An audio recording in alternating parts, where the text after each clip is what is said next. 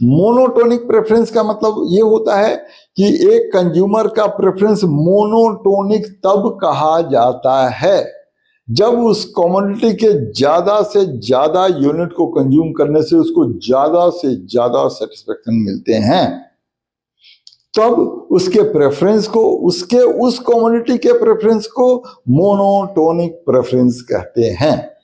Clear? अब जरा indifference map का भी एक कॉन्सेप्ट है, वो उस पर भी एग्जाम में क्वेश्चन पूछते हैं कि इंडिफरेंस मैप क्या होता है। तो indifference map is a summation of indifference curves. अगर एक प्रैक्टिकली एक कंज्यूमर सिर्फ दो ही कमोडिटी के कॉम्बिनेशन को कंज्यूम नहीं करता है, बहुत सारे कॉम्बिनेशन को वो कंज्यूम करता है, मतलब एक कंज्यूमर के एक से ज्यादा इंडिफरेंस कर्व्स हो सकते हैं। अगर एक डायग्राम में उस कंज्यूमर के सारे इंडिफरेंस कर्व को हम दिखाएं तो दैट इंडिफरेंस कर्व का group is called indifference map. Clear? अब यहां और एक अगला कॉन्सेप्ट सीखते हैं, marginal rate of substitution.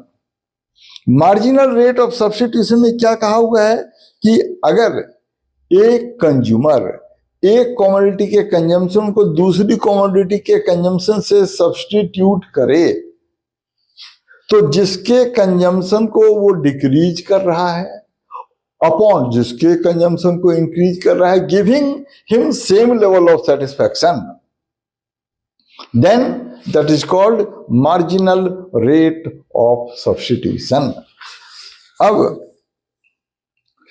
Indifference curve के 5 एजम्पशंस होते हैं, इसमें 5 बातें मान लेते हैं। क्या?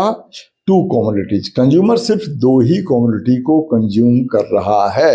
Number 2, non satiety. Non satiety अभी हम लोग पीछे देख चुके हैं, पॉइंट ऑफ सेटिटी मतलब मैक्सिमम सेटिस्फैक्शन का पॉइंट, मतलब इंडिफरेंस कर्व में कभी मैक्सिमम सेटिस्फैक्शन है, हम ये मान तभी तो वो कॉम्बिनेशन को चेंज करेगा।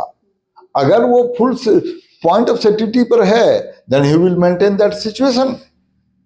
ये हम मान लेते हैं कि नॉन सेटिटी के कंडीशन में है, that means he will keep on changing the combination, that's why he is in the state of non satiety. Next is ordinal utility, that means satisfaction cannot be quantified but that can be ranked. Next, diminishing marginal rate of substitution. ये marginal rate जो diminishing marginal rate of substitution क्या है कि जो MR